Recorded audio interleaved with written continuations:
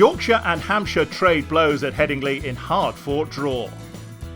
Yorkshire dominated day 3 with the bat at Headingley, but their efforts to put themselves in a position to win the game were frustrated by the weather, as rain ended play before tea. Balance began day 4 83 not out, with Yorkshire 153 ahead, and they'd looked to build that lead and then timed their decision to declare correctly.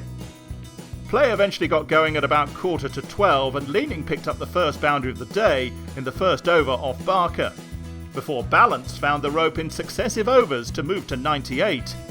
And in the next over, Balance knocked a 2 into the covers to bring up another terrific century as he continued his prolific form.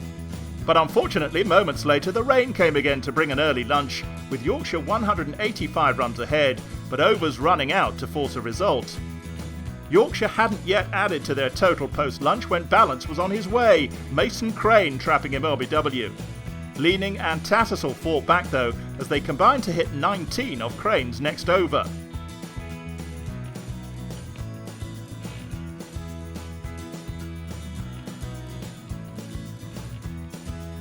But Leaning was soon gone as the game moved on at pace, as Barker sent his middle stump cartwheeling. David Willey settled with a couple of early boundaries off Edwards, before Tattersall helped himself to 2 more off the same bowler's next over, as Yorkshire motored past 300.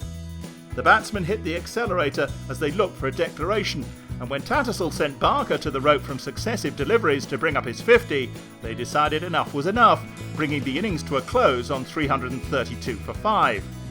And Yorkshire were in amongst them early when Olivier removed Soames in the second over of the chase, caught and bowled for a duck.